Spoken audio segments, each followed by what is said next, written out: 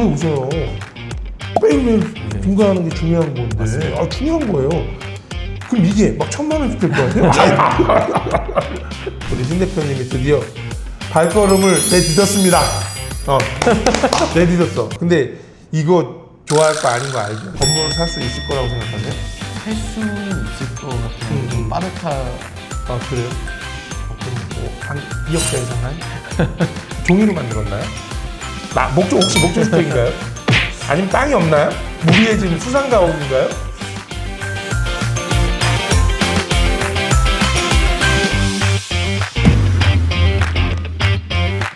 안녕하세요. 용주TV 강호수입니다.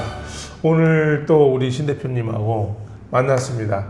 사실 지난달에 다 끝냈어야 되는 걸 지금 다시 하고 있어요. 그래서 어떻게 보면 꽈락이라고 할까요?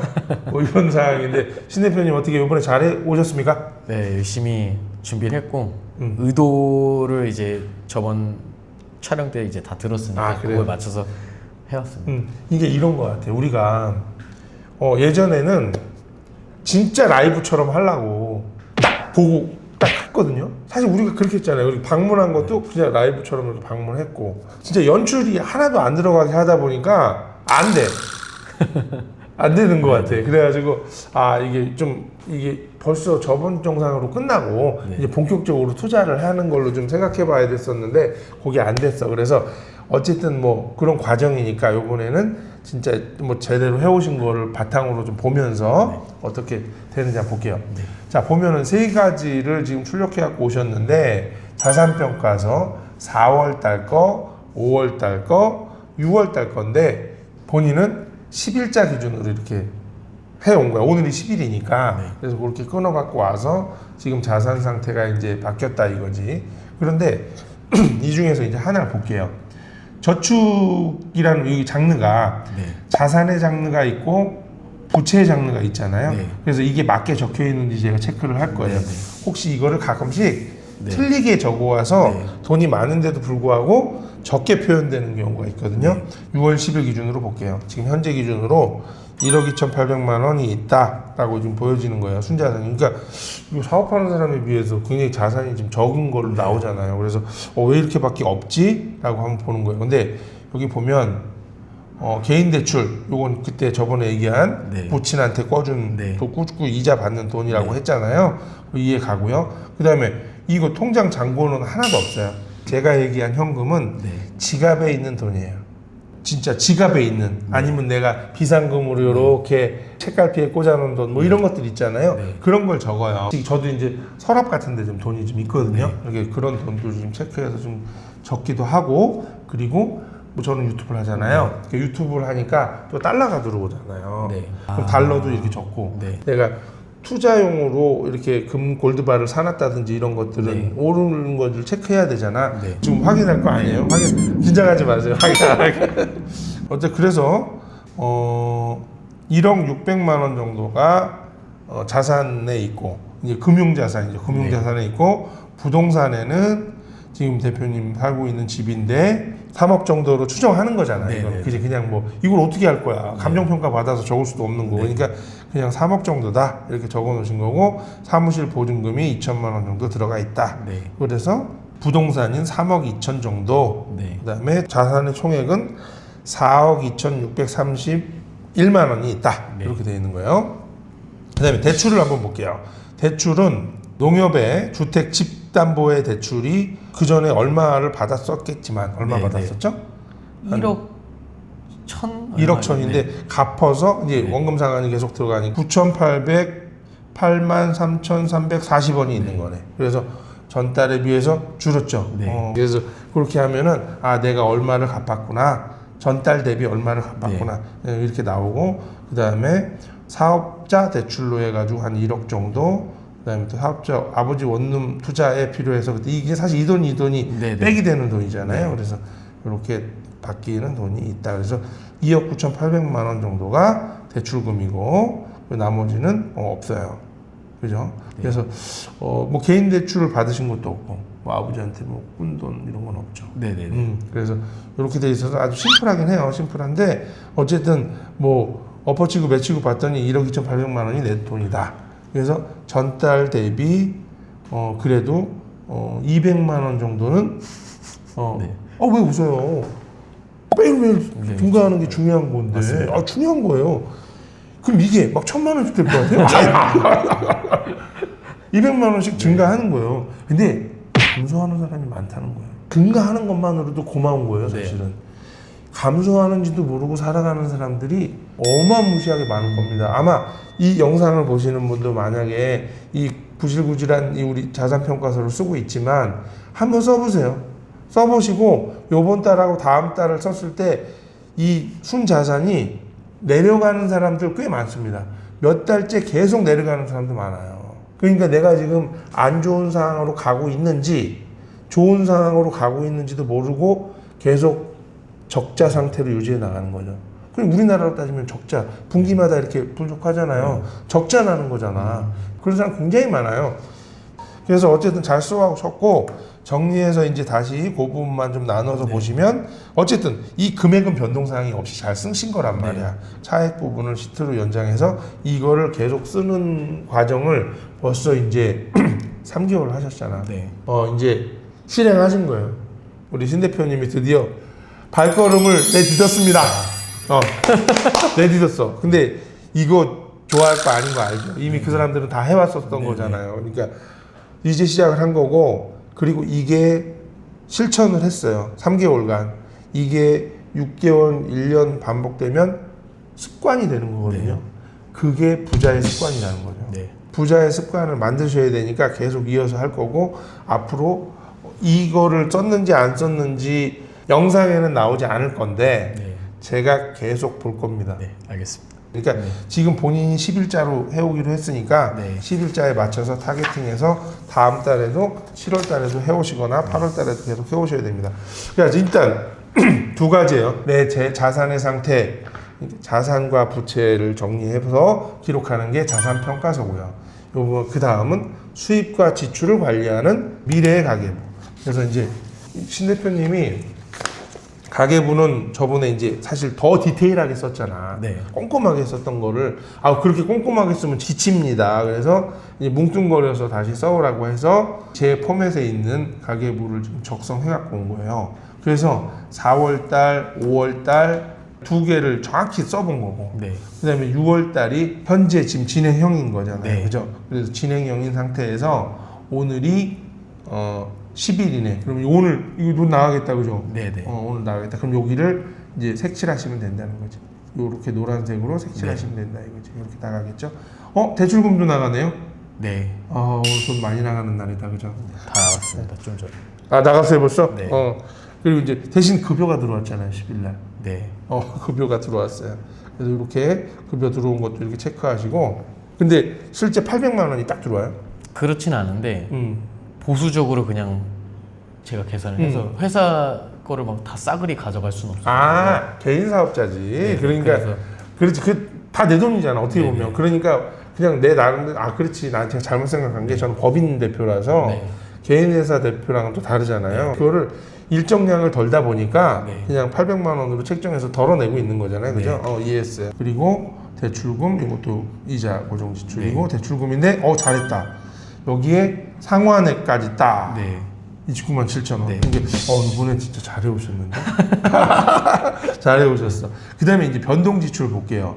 변동 지출이 300만 원이고, 요거는 회사에서 쓰는 돈, 요건 개인이 쓰는 돈. 이렇게 보셔서 300만 원 정도로 예상하고 있다. 근데 4월 달에는 281만 원 썼고요. 그다음에 6월 달에는 310만 원 썼다, 이런 얘기잖아요. 그러니까 그래서 지금부터는 300만 원을 목표로 타겟하고 맞춰보겠다. 그러니까 그 이하로 써보겠다. 뭐 이런 얘기잖아요. 얼마를 쓸지 또 얼마나 줄여나갈지 기대됩니다. 그래서 지금 이 합계 금액이 점점 개선돼 가고 있어요. 지금 4월 달에 말일날 기준으로 466만 원이 있었는데 5월 달 되니까 630만 원. 그러니까 아까 한 200만 원 차이 난다는 게 여기서 딱 반영되는 그대로 여기에 자산이 그대로 묻어 올라가는 거잖아요. 그리고 또 6월 달 살면 870만 원으로 업그레이드가 되고 7월 달에는 이제 1000만 원, 1100만 원 이제 금액이 조금씩 더 올라가요. 더 올라가. 그러니까 여기서 또 내가 어떻게 잘 살았냐에 따라서 이 금액은 계속 바뀌겠죠. 이건 네. 자동식이잖아요. 네. 그래서 바뀌어 나갈 거고 또 계속 이제 300만 원 특정돼 있는데 지금 이제 이 가계부에서 제가 물어봤어요. 연간 고정 지출이 없다. 말이 안 된다. 네. 여름휴가 안 가냐? 네. 여기 안 가요? 여름휴가? 아, 저도 그걸 체크해봤어요. 뭐 크리스마스도 있고, 뭐 와이프 생일도 있고, 뭐 여러 가지가 있을 텐데, 그거를 이제 제 카드 1이 제 개인 생활비인데 300만 원을 목표로 했으니까 이 안에서 다 해결하자로 목표로 잡았어요. 그러면은 자 만약에 아내 생일은 몇 월이에요? 4월 지났어요. 4월. 다행이다. 네. 다행이다. 결혼기념일은 언제야? 4월입니다. 4월. 다 지나갔어요. 그럼 아버지 생신도? 9월인데 어.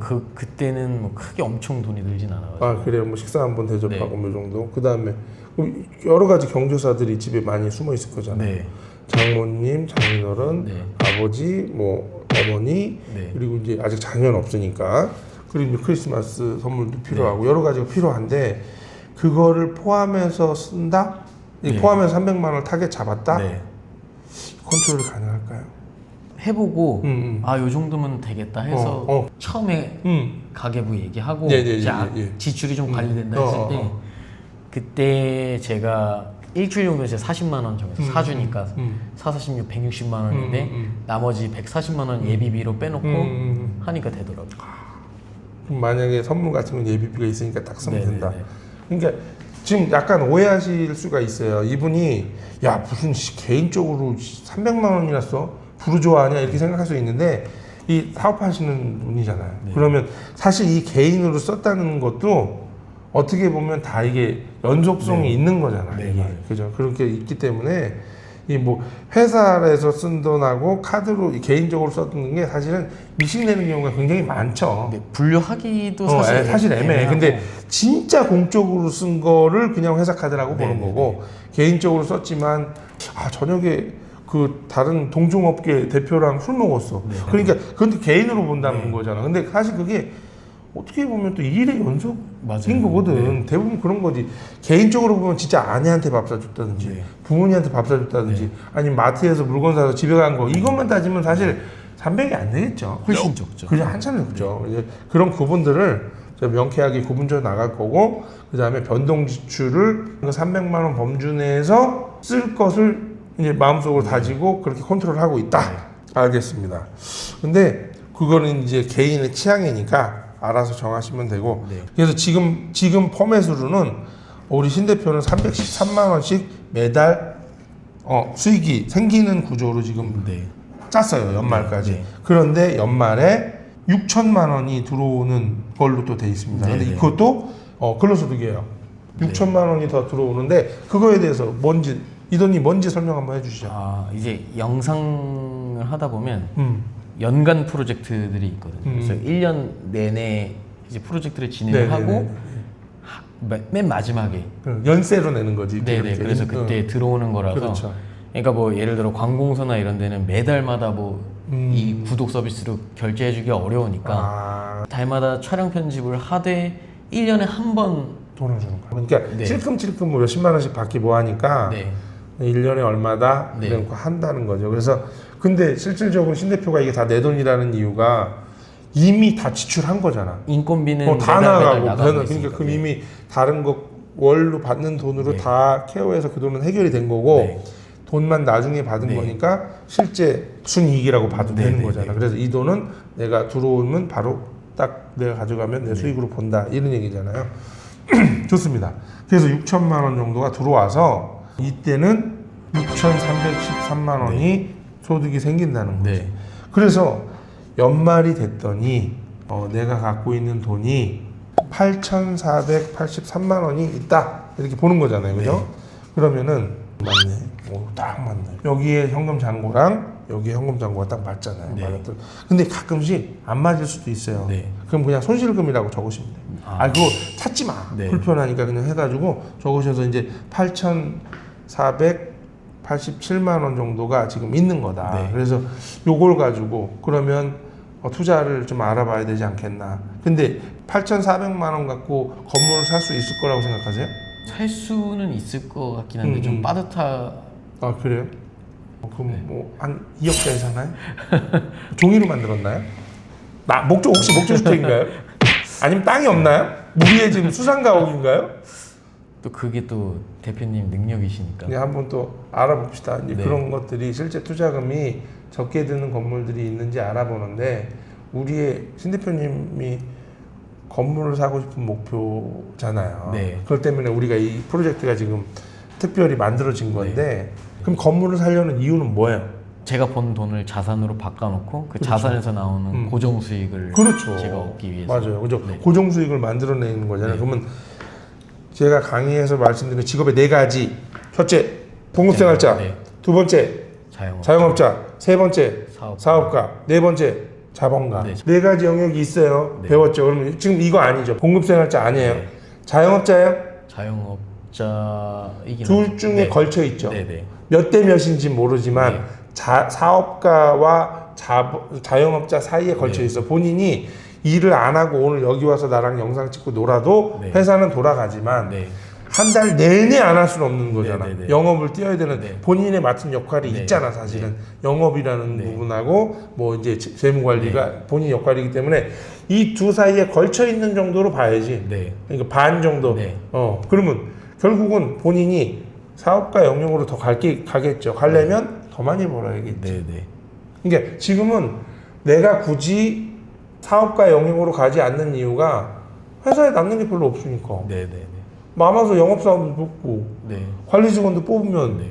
내가 뭐 있어도 되는데 네. 아직 그럴 필요까지는 없잖아. 네. 그러니까 하는 거야. 근데 지금 우리는 이제 사업가 영역에서 자본가 영역으로 넘어가려는 단계에 있다는 거지. 네, 네. 그러니까 원룸을 사서 수익형 자산을 샀다는 얘기는 이제 자본가의 영역에 손을 댄다. 네. 내 자본으로 돈 버는 시스템을 만든다. 네. 지금은 사업은 뭐야? 나의 달란트로 사업의 시스템을 만든 거잖아. 네. 그게 다른 거예요. 네. 사업의 시스템을 만들어서 내가 열심히 일하면 자영업자가 되는 거고 네. 내가 그걸 해가지고 내가 일하지 않아도 되는 시스템을 만들었다면 사업가가 되는 거고 네. 그럼 과정에 있는 거지만 이제 그 돈에서 버는 돈을 가지고 자본의 영역으로 움직이는 시스템을 가는 거예요. 네. 지금 이제 우리가 집불도 없습니다라는 코너 자체가 사업가에서 자본가로 넘어가는 과정을 가르쳐 주는 거죠. 네. 그래서 건물을 사려고 하는 겁니다. 근데 그 건물을 삼으로 인해서 나한테 매달 현금 흐름이 돌아오게 만들 수 있냐가 네. 포커스인 거죠. 네. 근데 제가 지금 얘기하는 게 우리 신 대표님이 처음 듣는 얘기네요. 그렇지 않잖아요. 네, 네, 네. 다 알고 있는 네. 내용이죠. 근데 그런데도 불구하고 본질을 왜곡하는 경우들이 많다는 거지. 오해를 하는 거야. 그 오해하는 과정을 겪으면서 건물에 너무 집착한다는 거야. 네. 그러니까 그거를 현금 흐름에 더 집착을 해야 돼. 네. 점을 바꿔야 되지 않겠나? 그 얘기를 드리는 거예요. 그래서 일단은 오늘 아주 잘해 오셨고 네. 여기서 이제 다음 편부터는 본격적으로 투자를 알아보는 단계. 네. 반드시 성공하는 전략 중에 첫 번째가 꿈을 꾸고 네. 드림보드 해왔잖아요. 네, 네, 네. 그다음에 GP 지금 100점부터 네. 했어요. 그다음에 이제 마스터 플랜을 짜는 단계가 있어요. 네. 마스터 플랜은 차차 해 나갈까? 대략 그때 마스터 플랜도 얘기했던 것 같고 네. 그리고 이제 이번에 이제 투자 공부를 시작해 보자고요. 네. 내가 가는데 내비게이션이 돼주면 여행 가기가 편한 것처럼 우리가 투자하는 데 있어서 자산 평가서와 가계부를 쓰는 건 나의 내비게이션을 갖고 있는 거랑 동일하다. 그래서 신 대표님 어떻게 쓰면서 최종적으로 이거 쓰면서 네. 느꼈는지 소감 말씀해 주세요. 일단은 자산 평가서를 쓰면서는 저는 이제 뭐 집에 대출 받아놓은 거나 이런 게 그대로 있다 생각하고 뭐 그게 얼마 갚아진다 이런 건 생각은 안 했는데 이렇게 자산이 조금씩 몇백만 원씩이라도 계속 나도 모르는 사이에 내가 열심히 한 달 한 달을 살면 증가하고 있구나 이거를 많이 느꼈고 그리고 이제 가계부를 쓰면서는 두 가지를 느꼈는데 일단은 소비를 좀 조절해야겠다 이렇게 생각을 했고 또 이 가계부를 연간 지출, 월간 지출 이렇게 나눠 놓으니까 내년에 내가 쓸 돈을 또 예상할 수 있고 이번 연도 말에 내가 벌 돈을 예상할 수 있으니까 투자를 어떤 시기에 어떻게 준비를 해야겠다 이런 거를 좀 잘 느낄 수 있었습니다. 네, 잘하셨습니다. 감사합니다. 수고하셨고요. 우리 박수 치면서 끝낼까요? 네. 고생하셨습니다.